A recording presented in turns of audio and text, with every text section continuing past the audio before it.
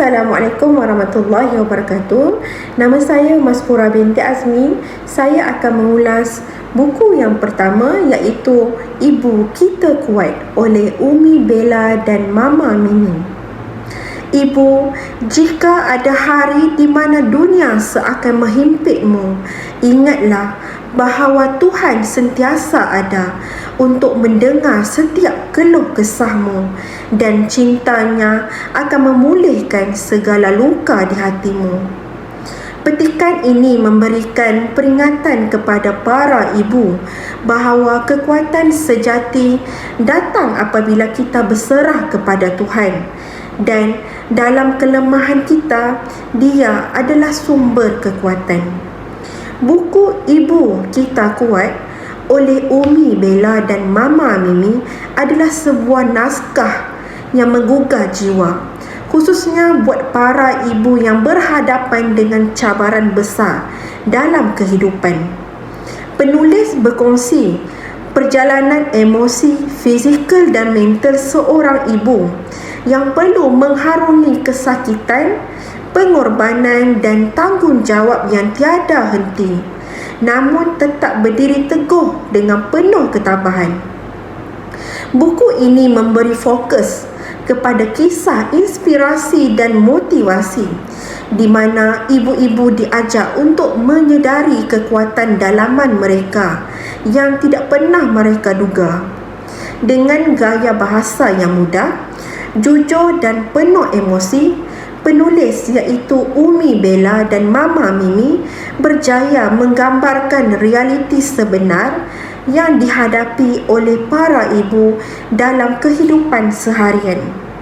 Setiap bab membuka ruang untuk refleksi diri dengan nasihat dan panduan yang praktikal untuk meneruskan kehidupan walaupun terasa berat.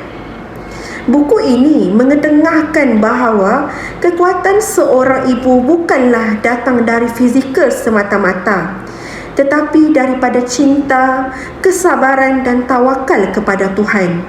Penulis juga menekankan bahawa ibu tidak seharusnya memendam perasaan dan perlu mencari sokongan apabila keadaan menjadi terlalu sukar. Buku ini memberikan ibu-ibu ruang untuk bernafas dan menyadari bahawa mereka tidak keseorangan dalam perjuangan mereka. Kenapa anda perlu membaca buku ini? Ibu Kita Kuat adalah buku yang sangat sesuai untuk para ibu, terutamanya mereka yang merasakan tekanan dalam menjalankan tugas harian yang kadang-kalanya terasa terlalu berat. Buku ini memberi harapan, kekuatan dan inspirasi bahawa walau apapun cabaran yang dihadapi, para ibu mampu terus berjuang demi diri mereka dan keluarga. Ia juga membuka mata para pembaca yang lain tentang betapa besarnya pengorbanan seorang ibu dan mengajak mereka untuk lebih menghargai wanita hebat dalam hidup mereka. Jika anda seorang ibu yang mencari kekuatan atau ingin memahami erti pengorbanan ibu, buku ini pasti akan memberikan anda kekuatan yang baru untuk terus melangkah. Boleh dapatkan buku ini di Hebat Smart Shop.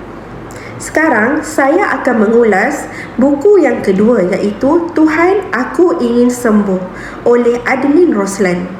Dalam sujud yang paling dalam, aku menemui kekuatan yang tidak pernah aku sangka dalam diri. Petikan ini mengingatkan kita bahawa di saat kita berserah kepada Tuhan, kita menemui kekuatan dalaman yang mungkin tidak kita sedari wujud. Pernahkah anda merasa kekosongan jiwa yang tidak mampu diisi walau dengan segala kesenangan dunia? Atau mungkin kesakitan yang tersembunyi di sebalik senyuman anda semakin hari semakin menghimpit jiwa tanpa anda tahu bagaimana cara untuk sembuh? Buku Tuhan Aku Ingin Sembuh karya Adeline Roslan adalah sebuah karya yang mendalam, ditulis untuk mereka yang sedang berjuang dengan kesakitan emosi, rohani dan mental. Penulis menyusun perjalanan pemulihan yang syarat dengan hikmah serta panduan kerohanian yang menyentuh jiwa. Buku ini bukan sekadar memberi penawar bagi mereka yang terluka, tetapi juga membantu para pembaca mendekatkan diri kepada Tuhan dalam mencari erti sebenar ketenangan dan kesembuhan. Buku ini mengetengahkan tema pemulihan, ketabahan dan kekuatan yang datang dari iman. Melalui pengalaman hidup penulis, pembaca dapat dibimbing untuk melihat kesukaran hidup bukan sebagai halangan, tetapi sebagai ujian untuk memperbaiki diri. Gaya penulisan buku ini mudah difahami dengan gabungan nasihat praktikal, ayat-ayat Al-Quran dan hadis yang relevan. Penulis menekankan bahawa kesembuhan sejati bukan hanya datang dari terapi fizikal atau emosi, tetapi yang paling penting adalah penyembuhan hati dan jiwa dengan kembali kepada Tuhan. Buku Tuhan Aku Ingin Sembuh amat sesuai untuk mereka yang sedang berjuang dengan cabaran hidup. Tidak kira sama ada berhadapan dengan pelbagai masalah kesihatan mental, rohani atau emosi. Ia menawarkan solusi dari sudut agama yang seringkali menjadi pelengkap kepada terapi moden. Pembaca akan dibimbing untuk meraih semula kekuatan diri dan keyakinan kepada ketentuan Tuhan, menjadikan buku ini satu bacaan yang memberi manfaat besar. Jika anda mencari jalan untuk sembuh dari luka lama atau sekadar mencari makna hidup yang lebih mendalam, buku ini akan menjadi teman yang membimbing anda ke arah yang lebih tenang dan tenteram. Boleh dapatkan buku ini di Hebat Smart Shop. Terima kasih. Assalamualaikum warahmatullahi wabarakatuh. Saya Siti Unaiza binti Abdul Rahman. Hari ini saya akan berkongsi tentang buku yang bertajuk Bagaimana Akhlak Nabi Muhammad SAW terhadap isteri baginda. Buku ini adalah daripada karya Ustaz Muhadir bin Haji Jul. Saya akan menerangkan tentang buku ini bukan sahaja tentang peranan Nabi Muhammad SAW sebagai suami terhadap isteri-isterinya, tapi dalam buku ini juga mengulas tentang Nabi Muhammad SAW menjadi pemimpin, bagaimana Nabi Muhammad SAW sebagai pemimpin melayani ataupun berakhlak yang baik dengan wanita di luar sana. Saya akan menerangkan tentang 2 poin yang dalam buku ini adalah yang pertama tentang pengakuan daripada isteri baginda tentang akhlak baginda dan juga tentang akhlak baginda terhadap wanita-wanita lain secara umum sebagai pemimpin. Pertama sekali pengakuan daripada Sayyidatina Aisyah radhiyallahu anha, iaitu isteri kesayangan Nabi, yang menyatakan bahawa akhlak Nabi Muhammad SAW adalah Al-Quran. Maksudnya setiap tindakan dan perkataan Nabi adalah pantulan daripada ajaran Al-Quran. Itu penuh dengan kasih sayang, keadilan dan ketulusan. Ini menunjukkan bahawa Nabi tidak hanya mengajarkan tentang kebaikan, tetapi baginda juga melaksanakan dalam kehidupan seharian. Contoh terbaik adalah bagaimana Nabi sentiasa bersabar dan lemah lembut dalam menangani apa jua cabaran dan masalah bersama keluarganya. Selain itu, pengakuan daripada isterinya yang kedua, isterinya ialah daripada Sayyidatina Khadijah radhiyallahu anha, iaitu isteri pertama baginda. Sayyidatina Khadijah juga memberikan pengakuan yang mengesahkan betapa mulianya akhlak baginda. Khadijah mengatakan bahawa Nabi Muhammad SAW sentiasa menghubungkan tali silaturahim antara masyarakat, membantu orang yang memerlukan, memuliakan tetamu dan menolong orang lain atas nama kebenaran. Ini menunjukkan bukan sahaja peranan Nabi sebagai seorang suami yang baik, tetapi juga sebagai seorang individu yang sentiasa memberi perhatian kepada masyarakat sekelilingnya, dan secara khususnya sebagai seorang pemimpin. Seterusnya, dalam bahagian kedua buku ini kita diberi gambaran tentang sikap Nabi terhadap wanita secara umum. Bagaimana sikap Nabi sebagai pemimpin membantu wanita secara umum.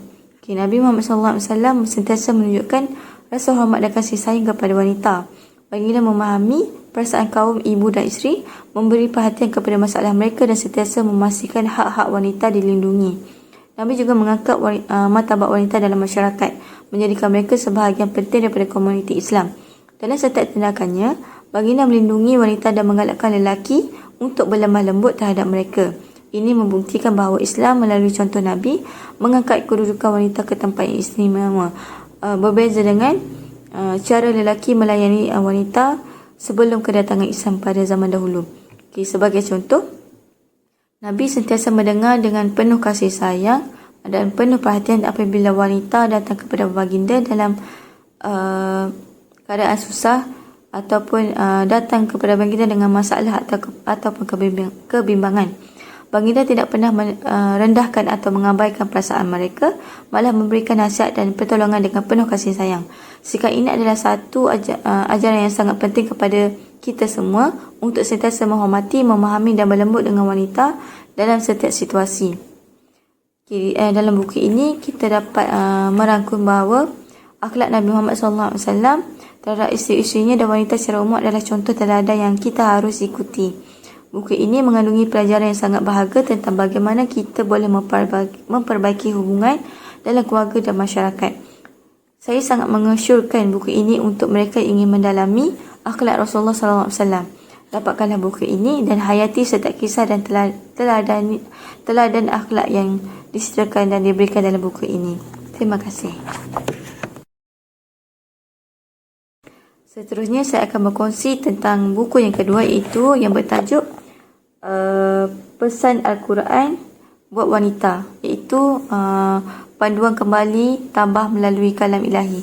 Berkarya buku ini adalah daripada Huda Hashim. Buku ini ditulis secara khusus untuk wanita dengan tujuan memberi kekuatan dan inspirasi melalui ayat-ayat suci Al-Quran, terutama ketika kita berdepan dengan pelbagai ujian dalam hidup. Bahagian pertama buku ini bertemakan tentang kamu punya Tuhan. Penulis mengingatkan kita bahawa di sebalik segala cabaran dan kesukaran, kita masih ada Tuhan yang Maha Pemurah lagi Maha Penyayang. Setiap ujian yang dilalui adalah ujian daripadanya. Tetapi pada masa yang sama, dia juga adalah pembimbing kita. Antara isi penting dalam bahagian ini ialah kamu punya pembimbing, kamu punya pedoman dan kamu punya pegangan. Ini adalah mesej yang sangat mendalam kerana ia mengingatkan kita bahawa dalam apa jua keadaan, Allah sentiasa ada untuk membimbing kita, memberi arah dan menjadi sandaran yang kukuh untuk kita bergantung. Sebagai contoh, dalam situasi di mana seorang wanita merasa hilang arah atau tertekan dengan pelbagai tanggungjawab, buku ini memberikan kata-kata yang sangat menusuk. Dengan menghayati ayat-ayat Al-Quran, kita disedarkan bahawa Allah sentiasa berada di sisi, mendengar setiap rintihan kita dan memahami setiap kesulitan yang kita lalui. Bahagian kedua buku ini berfokus kepada kamu punya pesona, kamu punya pendirian, kamu punya perasaan, masa untuk bangkit. Bahagian ini benar-benar memberikan semangat kepada wanita untuk bangkit dan terus melangkah. Walaupun dilanda ujian yang berat, penulis menekankan bahawa setiap wanita mempunyai pesona tersendiri yang tidak boleh diabaikan. Setiap kita dilahirkan dengan keunikan dan kita mempunyai hak untuk berpendirian teguh, memperjuangkan apa yang benar dan tidak tunduk pada tekanan ataupun keperitan hidup. Penulis juga menggalakkan pembaca untuk memahami bahawa masa untuk bangkit adalah saat di mana kita harus mengambil kembali kekuatan kita, tidak membiarkan diri kita terus jatuh dalam kekecewaan. Al-Quran menyebutkan betapa pentingnya keyakinan dan semangat untuk terus berjuang, dan penulis menyusun bahagian ini dengan penuh motivasi agar setiap wanita merasa dihargai dan berani bangkit semula, tidak kira apa cabaran yang dihadapi. Bahagian ketiga pula berkisah tentang kamu punya pendinding, doa memohon perlindungan dan doa memohon kebaikan. Di sini pula, penulis menghimpunkan beberapa doa khusus untuk wanita, doa yang mampu menjadi pendinding bagi kita dalam menghadapi ujian hidup. Doa-doa ini bukan sahaja melindungi kita dari kejahatan dunia, tetapi juga memberi ketenangan dan kekuatan untuk terus kuat menghadapi kehidupan. Penulis menekankan bahawa betapa pentingnya berdoa dan bergantung kepada Allah dalam setiap aspek kehidupan. Setiap doa yang dikongsi dalam buku ini adalah satu kekuatan, satu pendinding untuk melindungi hati dan jiwa wanita agar tetap tabah dan kuat dalam menghadapi pelbagai dugaan. Buku pesan Al-Quran buat wanita ini memberikan pelajaran yang sangat mendalam dan berguna untuk kita semua. Ia bukan sahaja mengandungi ayat-ayat Al-Quran yang membimbing tetapi juga memberikan kata-kata motivasi yang membantu kita untuk terus kuat, tabah dan yakin dengan diri sendiri. Bagi saya, buku ini adalah satu bacaan yang wajib bagi wanita yang sedang mencari kekuatan untuk bangkit semula. Okey, bismillah, buku tentang 40 hadis, amalan sedikit, pahala berganda. Sedikit biodata, penulisnya ialah Ustaz Muhadir bin Haji Jol As-Sanari. Beliau adalah mantan pensyarah Universiti Islam Antarabangsa UIAM. Kini merupakan penasihat syariah Galeri Ilmu Media Group. Okey, beliau aktif menyampaikan ceramah serta mengendalikan rancangan keagamaan di televisyen seperti di TV3, TV9 dan Al-Hijrah.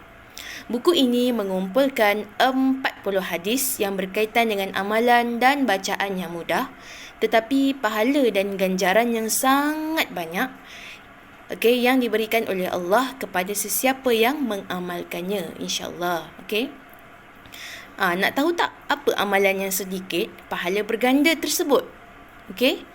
Antara kandungan yang terdapat dalam buku ini ialah hadis tentang mengajar dan menuntut ilmu agama.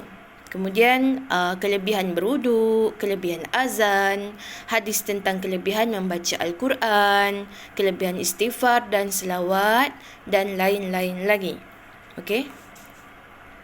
Kemudian oleh itu, sama-samalah kita berusaha sedaya upaya untuk mempraktikkan amalan-amalan atau bacaan-bacaan yang terdapat dalam kumpulan hadis dalam buku ini. Yang akan memberi manfaat di dunia dan lebih-lebih lagi di akhirat. Di mana untuk mendapatkan buku ini? Bolehlah beli di TikTok Hebat Smart. Bismillahirrahmanirrahim. Assalamualaikum warahmatullahi wabarakatuh. The Power of Wakaf. Buku ini mengandungi 212 muka surat, halaman bercetak.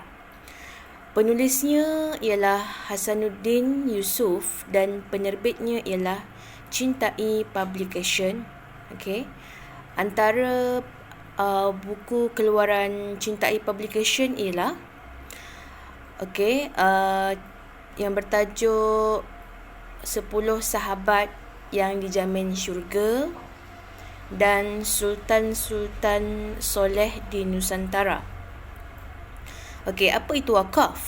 Wakaf bermaksud menahan sesuatu harta yang kekal fizikalnya untuk dimanfaatkan oleh orang lain bagi tujuan untuk mendekatkan diri kepada Allah dan melepaskan milik kita kepada pengurus yang harus dan wujud. Kemudian saya ceritakan sedikit serba-serbi bermulanya wakaf, daripada mana. Wakaf ni, amalan wakaf ni sememangnya telah bermula pada zaman Rasulullah lagi.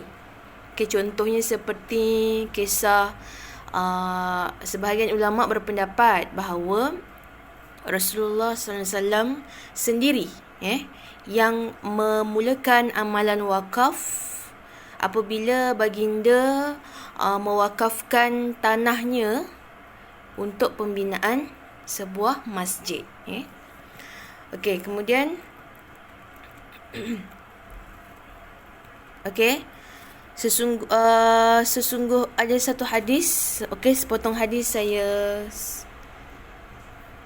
sebutkan, iaitu an Abi Hurairah radhiyallahu anhu anna Rasulullah sallallahu alaihi wasallam qala idza matal insan inqata'a amaluh illa min thalath, sadaqah jariyah wa ilmun yantafa'u bih wa waladun salih yad'u lah. Okey. Dari Abu Hurairah radhiyallahu anhu bahawa Rasulullah SAW bersabda, jika seseorang meninggal dunia, maka terputuslah amalannya kecuali 3 perkara. Apa itu 3 perkara ni?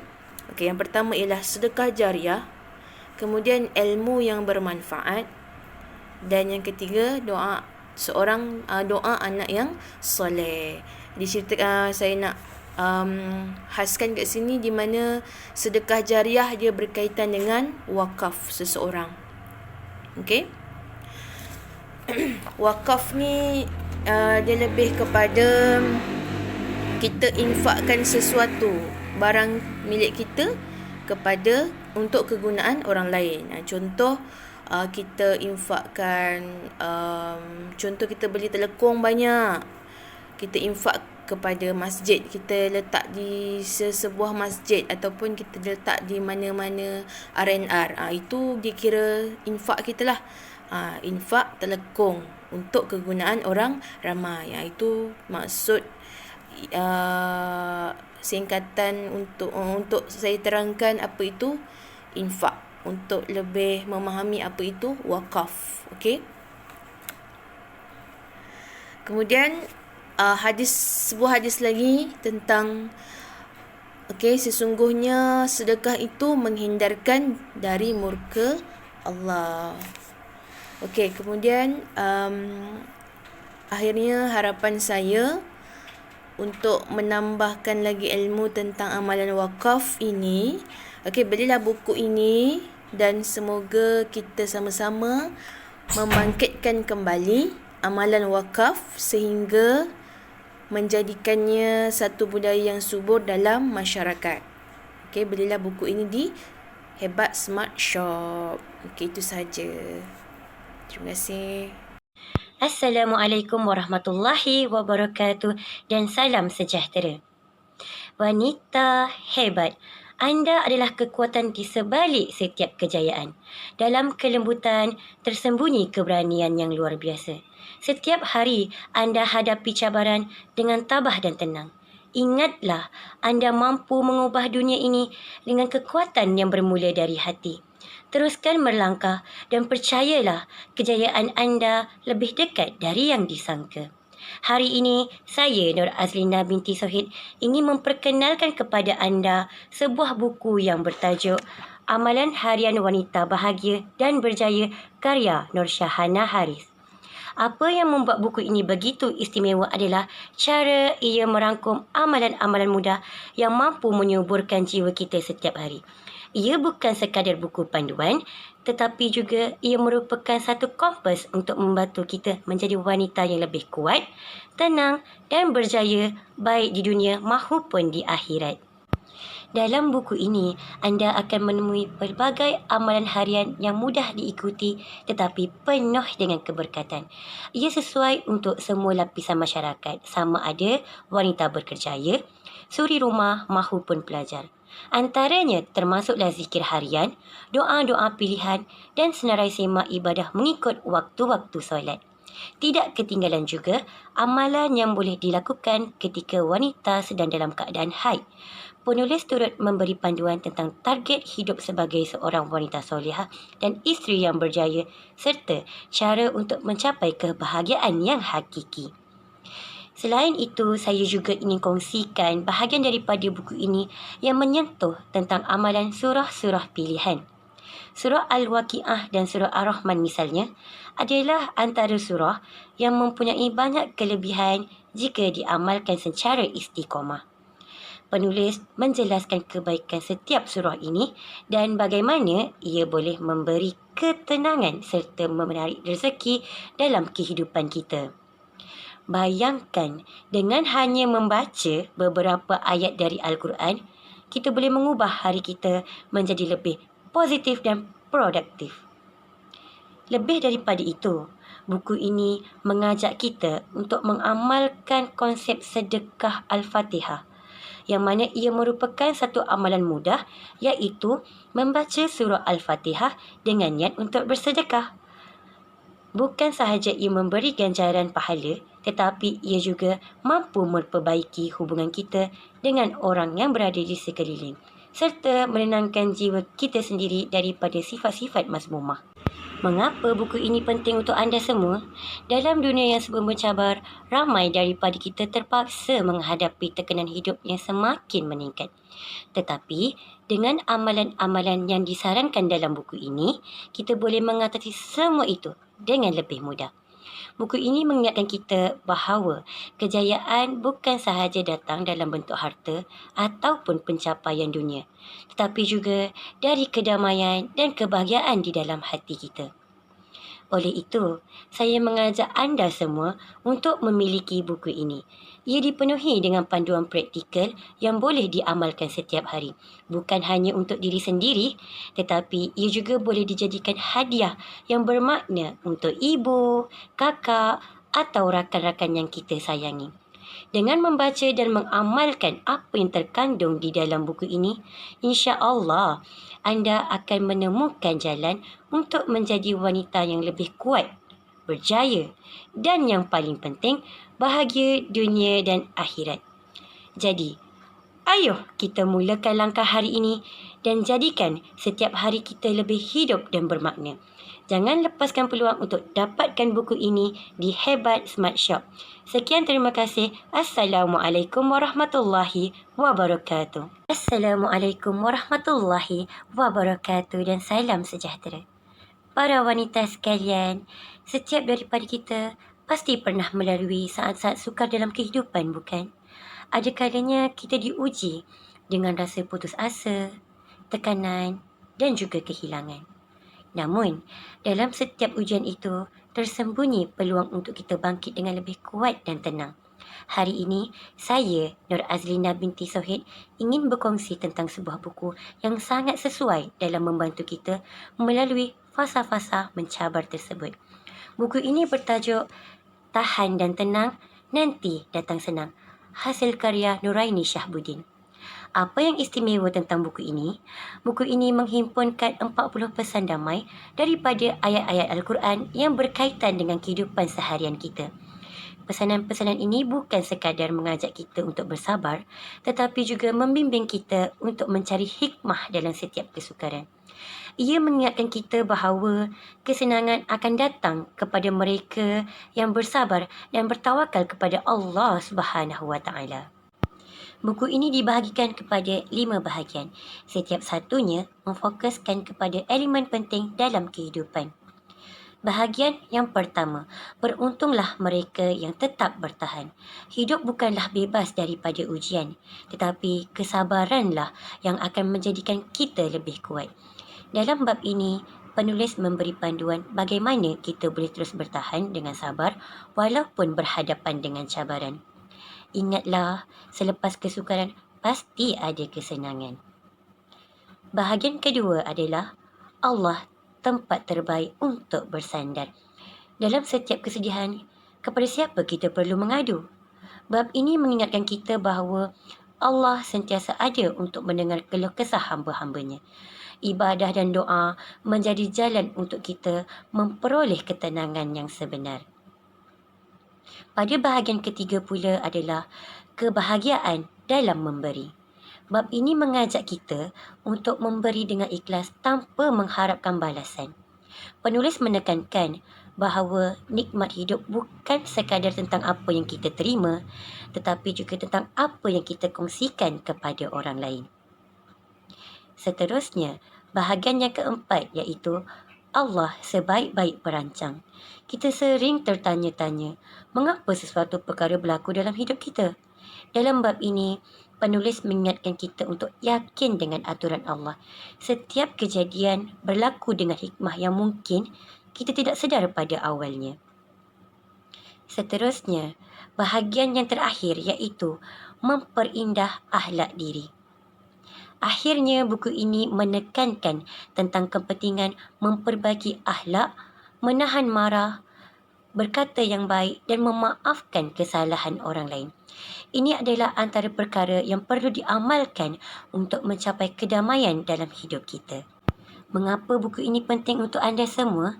Hidup di zaman ini semakin mencabar dengan tekanan, tanggungjawab dan ujian yang datang daripada pelbagai arah. Buku ini boleh dijadikan rujukan untuk kita mencari ketenangan dan kekuatan dalam menjalani kehidupan seharian kita. Ia sesuai dibaca oleh semua lapisan masyarakat dan sesiapa sahaja yang mahu mencari inspirasi daripada ayat-ayat Al-Quran. Saya yakin buku ini bukan sahaja memberi manfaat kepada diri kita sendiri, tetapi juga boleh dijadikan hadiah berharga untuk insan-insan tersayang. Bayangkan, bagaimana dengan berkongsi buku ini, kita dapat membantu orang lain menemui jalan hidup yang lebih tenang dan bahagia. Ingatlah, walau badai melanda, teruskanlah melangkah. Kerana yang sukar hari ini akan menjadi kekuatan hari esok. Jangan lepaskan peluang untuk dapatkan buku ini di Hebat Smart Shop.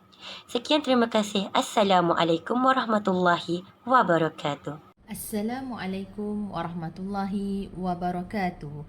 Kepentingan menguasai bahasa Arab untuk kejayaan UPKK. Saudara dan saudari, hari ini saya ingin bercakap tentang kepentingan menguasai bahasa Arab, khususnya bagi pelajar yang sedang bersiap sedia untuk menghadapi ujian penilaian kelas KAFA UPKK. Kita semua tahu bahawa mempelajari bahasa asing, terutamanya bahasa Arab, boleh menjadi cabaran besar. Tetapi saya ingin menunjukkan kepada anda bahawa cabaran ini bukan sahaja boleh diatasi, malah ia juga membawa pelbagai manfaat. Pertama, mari kita lihat dari segi manfaat kognitif. Pembelajaran bahasa Arab bukan hanya tentang menguasai tata bahasa dan kosakata. Ia juga meningkatkan kebolehan kognitif kita. Kajian menunjukkan bahawa pelajar yang belajar bahasa asing cenderung mempunyai ingatan yang lebih baik dan berkemahiran berfikir secara kritis yang lebih tinggi. Ini adalah kemahiran penting yang diperlukan untuk kejayaan akademik, terutama dalam subjek pendidikan Islam yang memerlukan pemahaman mendalam. Kedua, penguasaan bahasa Arab membuka pintu kepada hubungan budaya yang lebih mendalam. Bahasa adalah jendela kepada budaya. Dengan menguasai bahasa Arab, pelajar dapat memahami ajaran Islam dengan lebih baik dan menghayati warisan budaya yang kaya. Ini bukan sahaja mendorong pertumbuhan peribadi, tetapi juga membantu dalam membentuk identiti yang lebih kukuh dalam masyarakat. Ketiga, bercakap tentang peluang masa depan. Kemahiran dalam berbahasa Arab bukan sahaja berguna di dalam bilik darjah, tetapi juga membuka pelbagai peluang pendidikan dan kerjaya. Dalam dunia global hari ini, permintaan untuk individu yang menguasai bahasa Arab semakin meningkat. Ini boleh membawa kepada peluang kerjaya dalam bidang diplomasi, pendidikan dan banyak lagi. Saudara dan saudari, saya tahu bahawa menguasai bahasa Arab mungkin nampak sukar, tetapi dengan sumber yang tepat melalui buku Misi Mumtaz Bahasa Arab UPKK, pelajar akan dapat memiliki alat yang diperlukan untuk belajar dengan lebih berkesan. Buku ini menawarkan pendekatan pembelajaran yang sistematik, lebih latihan praktikal dan panduan yang membantu pelajar menghadapi cabaran ini. Saya ingin menekankan bahawa penguasaan bahasa Arab bukan hanya untuk kejayaan dalam UPKK, ia adalah pelaburan untuk masa depan anda. Mari kita semua berusaha untuk menguasai bahasa Arab dan mengambil langkah ke arah kejayaan akademik dan peribadi. Sekian, terima kasih. Assalamualaikum warahmatullahi wabarakatuh.